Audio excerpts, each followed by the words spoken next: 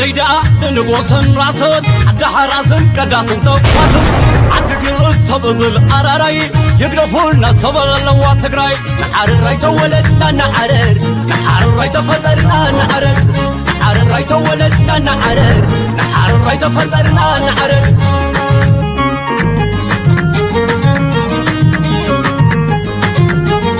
سلام طيني هبلنا كورات خطاتلتي تقراي ميديا نيتورك كمن نذكرو جنرال تادس ورده بريزيدنت مقبار ابي سممعته وصيح نيريوم نحو حاتنا ابي حمدن دحري جنرال تادس ورده بريزيدنت مقبار مسمع معهم زوب اسوم مخنيات زتبهالون كاب فلفلاتنا رخيونا يلنا ابي احمد نابع طقات فانو نمدردار زغورو زلو مدلاوات كم زلوون زغلت زلو خينو مس منغست ايرتران متعراقون وكلت سديدو زبل حبريتالو سراويت سودان بيت منغست خمز تقاطا زفلت كوينو بخالق قص دما قرنا افريكا ناب كاله توساخي رسمي كاتو يزولو تكسات يفطرلو زولو حبريتاتاتون يوصلو كبرات خطاتلتنا نايزوم كنسمعكم صنحنا قندي زعباتات بزرزر حيزنا يملنا نمكتتالكم بخبر بمعدم ناب زرزر كنسكركم وحات نوسانه ابي احمد بيميل زغبر مرصا ايقبولن زبل مغلصي موصو زفلتيوم بوعلي بريتوريا صدقه حبراوي سلطان ناي بيني مالتي كال نيفل اتمغلصي محبر تغارو سمين امريكا ونتي صاوعت بيميل مرصا تقاويمو ويم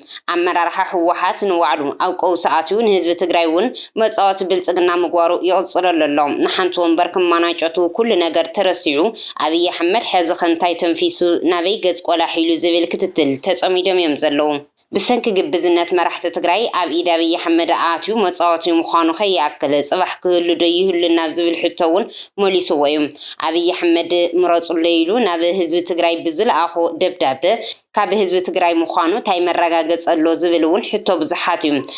أبي أحمد بوينو كمر سلطان زهاو وعلى بريتراي كونن سلطان زهاو حدا أكل انتهلو بحتوي ودب حوحاتهم كابل فيديو أبي أحمد أبي إثيوبيا زي الديمقراطية نتجري فقيد اللزبلون بزحات قدساتهم بسلكم بأكلن بزحات بريزيدنت كجوركم يكبل مغنايو زفلتهم أبي أحمد وسيخون دكتور أبراهام بلاي حو مصبع آتيلو نيرزولو في الفلات اللوم جيتاتشو نبي بريزيدنت كنقصلو إنازولو بزحات صعبتون كنيم يوم أبي أحمد اتحزي زجورزولو من قصقاسات كابل سراويتن كاو حوحاتن نزي مقبار زجورزولو بتنقل زتلعت يزورون أي وحداتن قالوا هاوتري تدمع أبي أحمد اتلا أخو اللي زولو السوق لدأنبر بصرخ كريوديو زبل حتى يزلوهم أبي العليه زتقراي ستكوسا نايسنا عمراو متقعتي قلوع نعغتني نيليه كان تقراين بوليتيكاوي ودواتي نازبلا ودوات تقراين دمات صرفن صفيعتني اتزقرم نزي تقبيلو زتقبر تقراوي تقلاي منيستر أبي أحمدن حوحاتن جنرال تادس ورد بريزيدنت نمقبار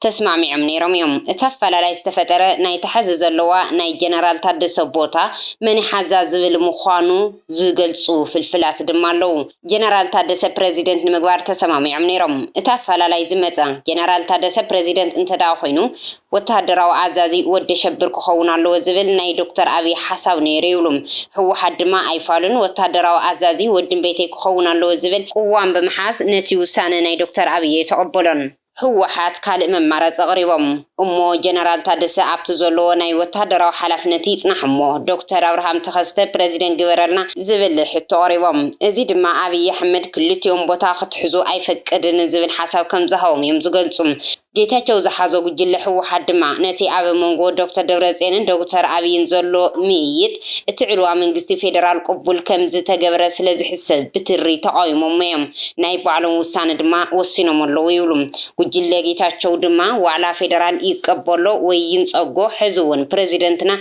جيتاچو يو نجيتاچو طراحينا نمرط زلو وسان كم زحلفيم زغلصو جنرال ود ورده نحوحات اخيوا اكيوم كم زنبر زغلصو دمالو نود ورده قال عاتيلو مغناي زفلتيم اتاسترفتو اتاناي شمت ورقه طرحيا يولم جنرال تادس ورده نابدي سباخ ملالس قنيم جنرال تادس ورده دحر مصبع ابي احمد نابي تግራይ ተመሊሱ ንሕወሓት ኣኪብዎም ነይሮም ኣኪቡ ድማ ፕሬዚደንት ገብረኒ ነጊሩን እዩ ከምዝበሎም እዮም ዝገልጹም ካልኣይ ነታ ወረቐት ከምጽእ ናብ ኣዲስ ኣበባ ምስተመለሰ ግን ድሕሪ ብዙሕ ምጉልላ እታ ወረቐት ክሰደልካ እየ ኢሉ ይሰዲድዎ ጀነራል ታደሰ ንፈጸምቲ ስራሕ ሕወሓት ኣኪቡ ናይ ዝነበሮ ጻንሒት ጸብጻብ እንደገና አቅሪቡሎም እዮም ኣብቲ ናይ ካልኣይ ጉዕዞ ኣዲስ ኣበባ ፀብፃብ እናቕረበሎም ከሎ ድማ ናይ ኣብይ ኣሕመድ ብኢሜይል ህዝቢ ትግራይ ምረፀለይ ዝብል ፅሑፍ ተዘርጊሑ ይብል ሃይለ ደደቢት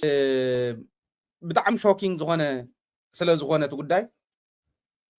ሕወሓት ስራሕ ፈፀምቲ ናይ ሕወሓት ኣብ ኣኼባ እንዳሃለው ህዝቢ ትግራይ ያ ብኢሜይል መራሒኻ ምረፅ ኢሉ ናይዚ ዓመት ምናልባሽ እውን ናይዚ ዘመን ብትግራዋይነቱ ዘይደራደር እከለ እንተኾነ ይሕሸና እንዳበለ ዝሓስብ ሰብ ስለ ዘሎ እቲ ከምኡ ዝብል ሰብ ነቱ ንትግራይ ከሳግር ዝኽእል ሰብ ዝቕበሉ ሰባት ኣይኮኑን ትግራይ ከሳግረልና ዝኽእል ብዓቕምን ብቕንዕናን ዝተመዘነ ሰብ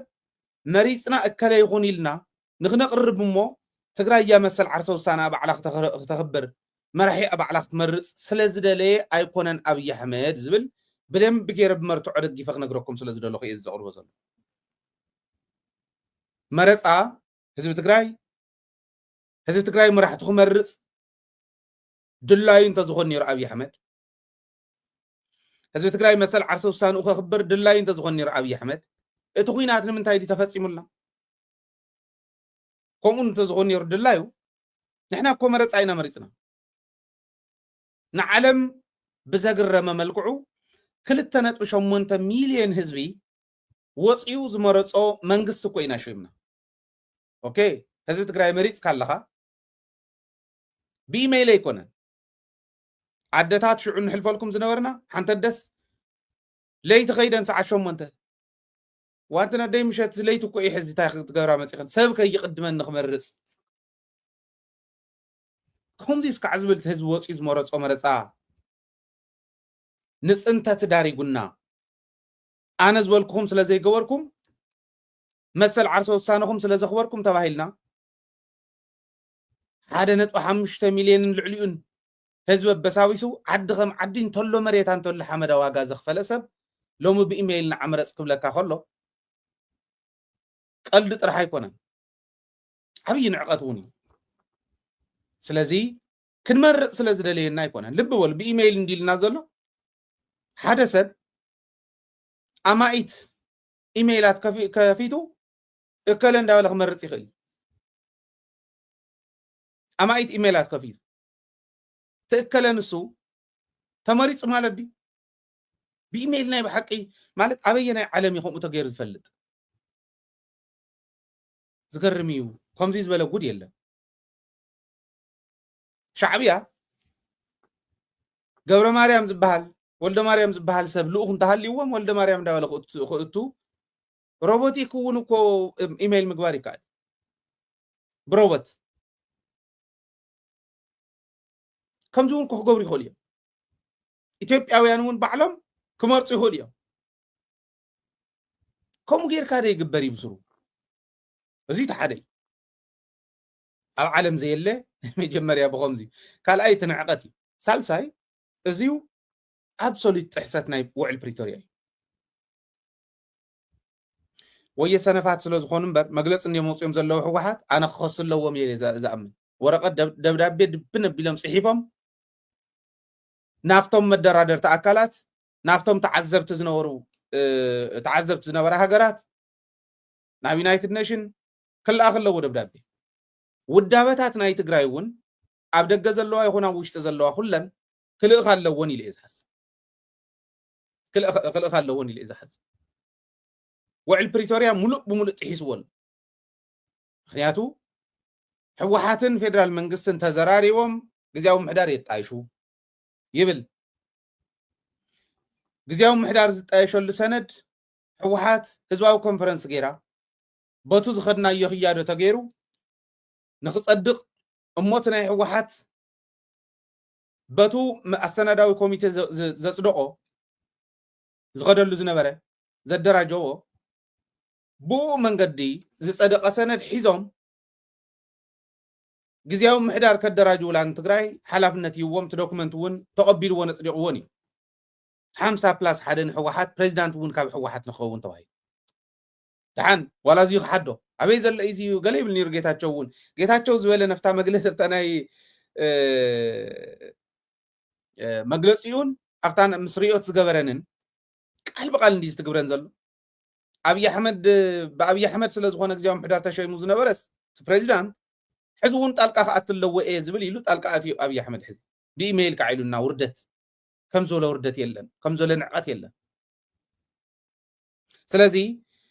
سئلوا منم محرت زي ولو خند صفر تأكل ندحريت زي قدفة وعل بريتوريا ملوك بملوك دمسي سوالو سري سوالو إزيو مستم مدرادر تزنور أكلات أنت عذبت تزنورو تزراريبكا بدبلوماسي درجة ትፅቢት ዝግበረሉ እዩ ዝብል ኣብ ርዕዮት ሚድያ ፃንሒ ዝገበረ ኣሉላ ሰሎሞን እዚ ውፅኢት ፖለቲካዊ ሞት ህወሓት እዩ ኢሉ ይገልፆም ብፖለቲካ ክትከደሉ ዝነበራ መስመር በቲኻ ናብ ሓይሊ ምስ ኣተወት ዝመፀ ሳዕብየን ይብል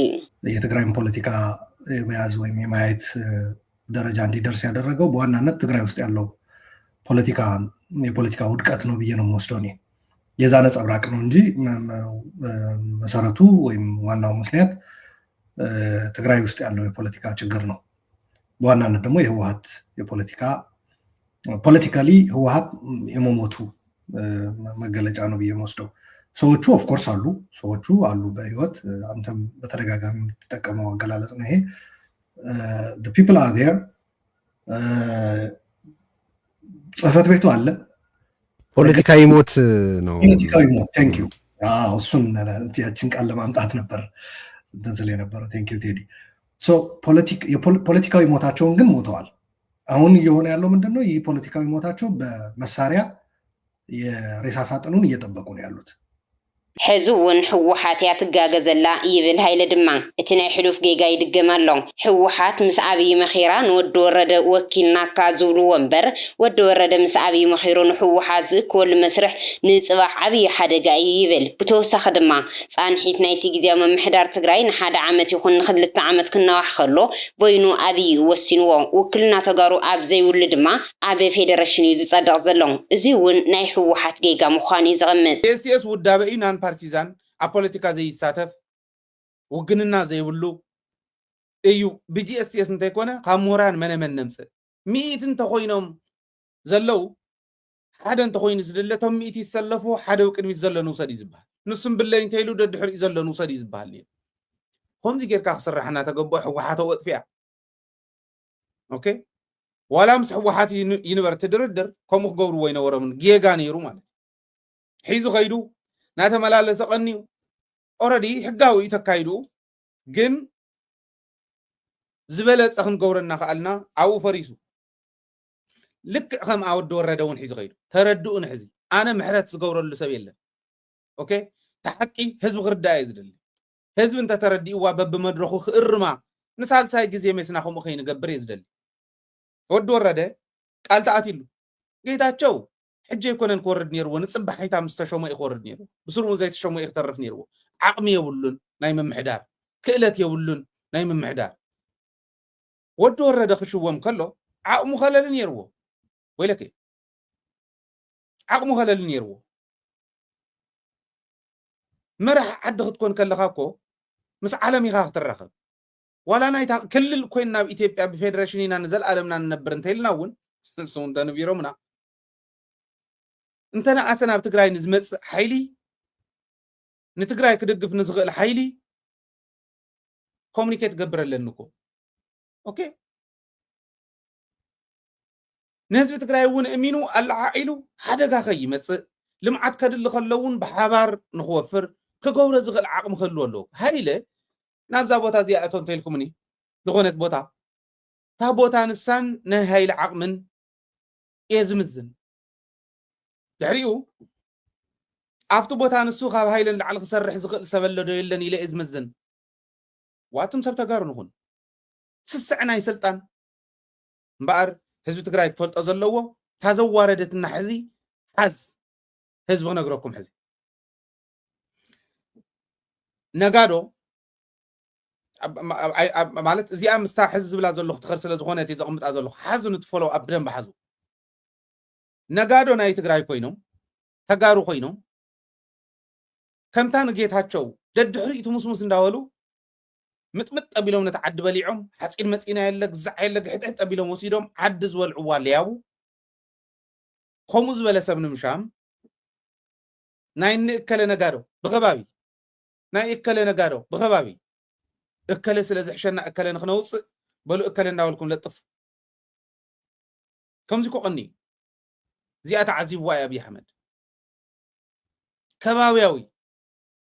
نجيتاتشو وريدون نزبل نجيتاتشو من شبشبون بخبابي إكل من اللي شاخنا سلطنينا من عسيكنا سلطنينا كنو واقعينا مسراوي تقرأ خبز عدي خمزي انت زي كوين خمزي زبل قني ياو انت عزيبوا حوحاتون ود ورد خوون اللون سراوي تزيهبنا يازيئة عبوشتنا ونفلالاي تفطرو كمكوري يوم صلاتي سلازي نسراوي نهباتو هاي سراويتون ود ورد دحانو زلو يقصل مسوله ود ورد نخي يقصل ود ورد انت قصيلو اوريدي كمزون كونينا يلم زحاسو قعا نمينو عب حوحات وشتو انت يترف مال كمزي عينت عفش إيناو زيودي قلنا أنتم كمزي تقبروا زلهم نايلكم يتسألوا تايكنا بالمالت صاريبنا ونكن قيرا ما يقالنا زردو ما يكون رقود تقربت حزب خندد الله انت تقاصله خند صفر تاكل زي حاسبو رقود تقربت يوم حزب نمسغاري قالي حزب تግራይ ሒስካ بلي حزبي انت ودق كازل علكا ودق كالي علوكا طرحت يكونس حمد كاراغيفو نابز نوركا يزملس حزبي حسكاس نابز يودق انا ابي احمد كمزي موالي كونن زحزنني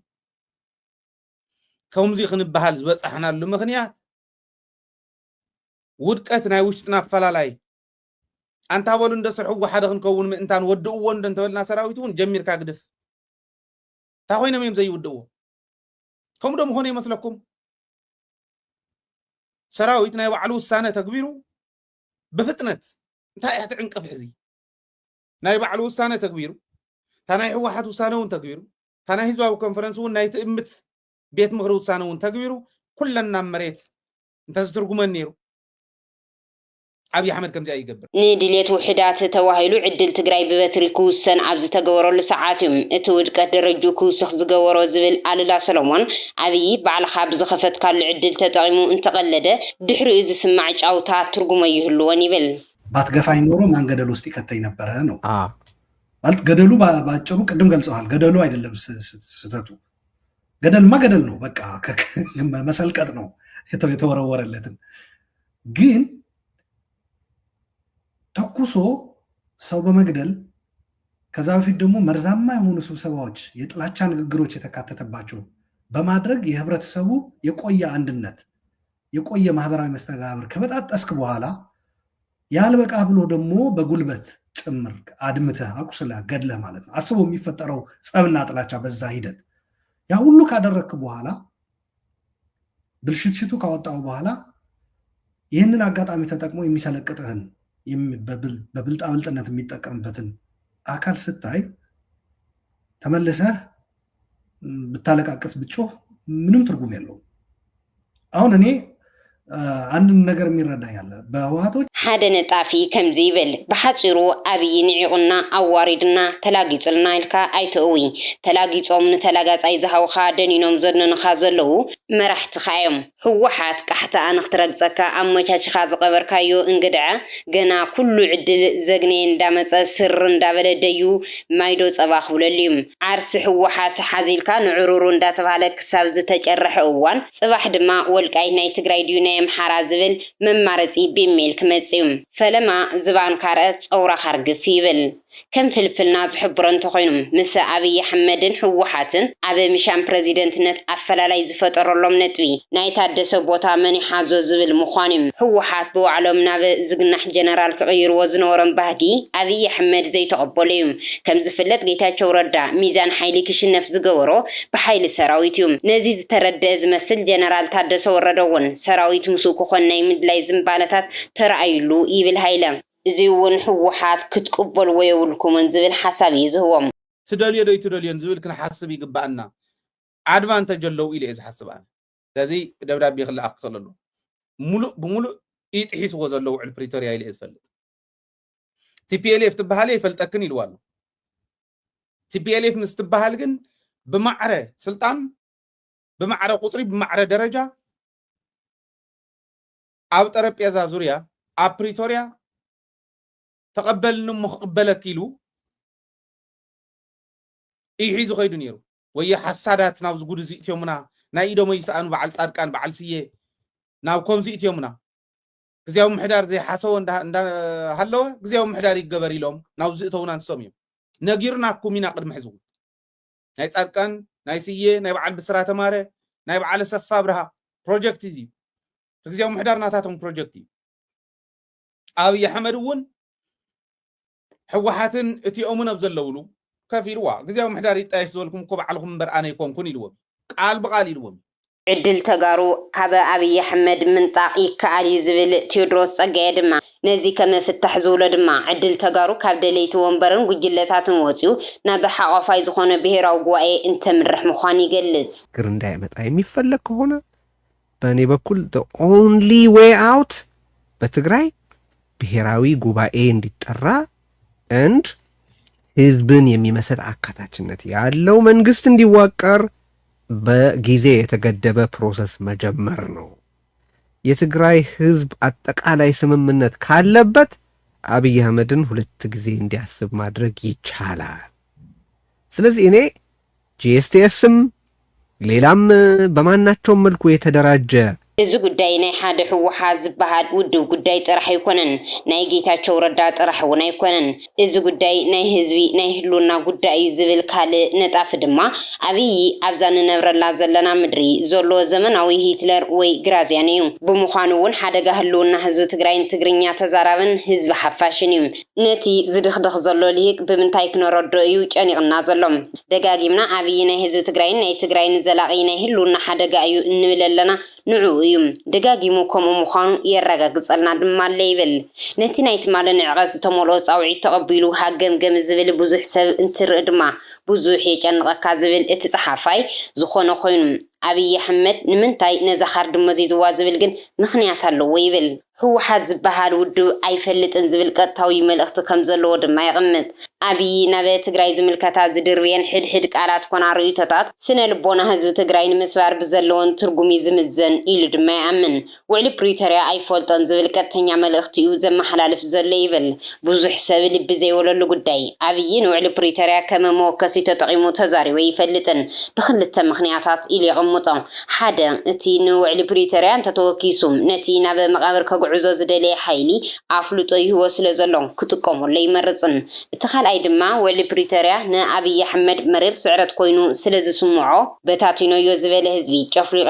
ኢሉ ዝደምደመ ህዝቢ ከም ብሄር ርእሱ ከድንን ገይሮ እዩ ዝበለ ህዝቢ ዳግም ካብ መቃብር ተላዒሉ ብክሳዱ ሓኒቑ ኣርሒቑ ንዶ ኣፍሪካ ወሲዱ ኣብ ጠረጴዛ ኮፍ ኣቢሉ ዘላቒ ህልውንኡ ንምርግጋፅ መሰረት ዘትሓዞ ዓለም ለኸ ውዕሊ ዝተፈራረመ እዚ ንኣብይ ኣሕመድ መሪር ስዕረት እዩ ይብል ካልእ እውን ንትግራይ ከም ቅስቀሳ ይጥቀመሉ ምህላው ይዝገልጽ ጠቅላይ ሚኒስተር ኣብይ ኣሕመድ ነቲ ናይ ፕሪቶሪያ ስምምዕነት ካብ ዘለዎ ጽልኢ ዝተለዓለ ክጥዓስ ዘይፈንቀሎ እምኒ ኾነ ዘይፈንቀሎ ከውሒ የለን ኣይህልን እውን ቀንዲ ዕላምኡ ግን ንዓና ብምቅስቃስ ናብታ ንሱ ዝደልያ ዘሎ መጻወድያ ተጎቲትና ክንኣቱ ዝኸዶም ዘሎ ርሕቐታት እዮም ሕወሓት ነዚ መዓልታዊ ክከታተሎ ዕላምኡ ብደቂቕ እናተንተነ ናብ ኣፈረምቲ እቲ ውዕሊ ክተፍልጥን ይግባእ ነይሩ ግን ድማ ሽኹል ብዝኾነ ናይ ምሕሳብ ዓቕሙን ዝተፀንቀቐ መሪሕነት ዝምራሕ ውድብ ስለ ዝኾነ ክንድዚ ክተዓጻጸፈ ይኽእልን በዚ በለበቲ ግን ቀንዲ ዕላማ ኣብይ ኣሕመድ ንዓና ናብቲ ንሱ ዝደልዮ ዘሎ መንቀራቕሮ ጎቲቱ ንምእታው ምዃኑ ኩሉ ትግራዋይ ክፈልጦ ይግባእ ይብል ምቹው ኩነታት ክሳብ ዝረክብ ግዜ ንምዕዳግ ምዃኑ እውን ሓደ ምኽንያት ገይሩ የቐምጦ ኣብዚ ሰዓት ዓለም ብምኽንያት ዶናልድ ትራምፕ ኣብ ከቢድ ወጥሪ ተጸሚዳ እያ ትርከብ ዘላ ዝብል እቲ ጸሓፋይ ትሕቲ ቅርፂ ዓለም ፈራሪሱ ዓለም ለኸ ትካላት ህንፃ ጥራሕ ኮይኖም ኣብዚ ተረፈሉ መዋእሊና እንርከብ ዘለና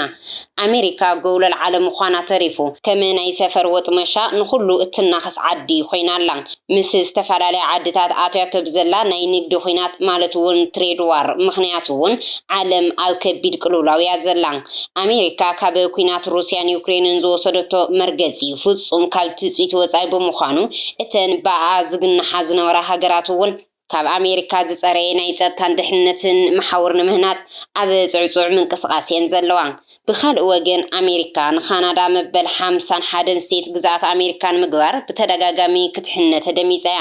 እዚ ቁልዕ ወራር ጥሕሰት ዓለም ለኸ ስምምዓትን ምዃኑም ዘጠራጥር ኣይኮነን ካብዚ ብተወሳኺ ድማ ንግዛት ዴንማርክ ዝኾነት ግሪንላንድ ንግዛት ፓናማ ዝኾነ ፓናማ ካናል ዞን ብሓይሊ ንምውራር መደብ ሒዛ እትንቀሳቐስ ምህላዋ ፀሓይ ዝወቕዖ ሓቂ እዩ ኢሉ ዘቐምጦ እንትቕፅል ድማ ኣሜሪካ እትሕልዎም ዝፀደቐ ዓለም ለኸ ናይ ላዕላውነት ስምምዓት ኣሜሪካ ባዕላ ሃደሽደሽ ክብሉ ትገብሮም እያ ዘላ እዚ ድማ ከም ኣብይ ኣሕመድ ንዝበሉ መራሕቲ ወርቃዊ ዕድል ምዃኑ ግልጽ እዩ ብምዃኑም ኣብይ ኣሕመድ ናይ ትማሊ ብኢሜል ፕሬዚደንት ክምረፁ ዝብል ፃውዒቱ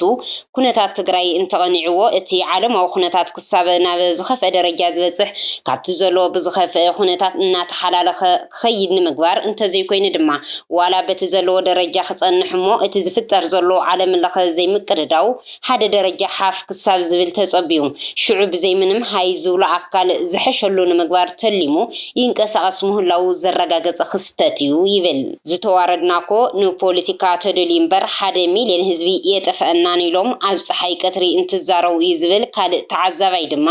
ወቕዓት ተጋደልቲ ግቦኦም እንትሓቱ መንብዕ ትኪ እንትድርበየሎም ንዕኦም ዘይግቦኦም ስነኣምራዊ ሃሰያን ተወፅሖምን እንትፅረፉን ጊዜ ኣሽሓት መርሸንትን መድፈርትን ተጋሩ ቁፅሪ ኢሎም እንትባጭሉ ጊዜ ቅድሚ ምምላስ ዝተማዛበለ ህዝቢ ምምላስ ሕጋውነት ውድቦም ክጭንቑ ከለዉ ኣብ እግሪ ኣብይ ኣሕመድ እናተመላለሱ ስልጣን ክልሙኑ ከለዉ መቃብር መራመል ስዋት ብኤክስካቫተር እናፈሓሩ ኣዕፅምቶም እንትጥሕንዎ ጊዜ መስካሕ ክሕግፍዒ ፈፂሞም ዝተማረኹ ወታደራት ብለይቲ ኣምሊቖም ክሰድዎም ከለዉ ጊዜ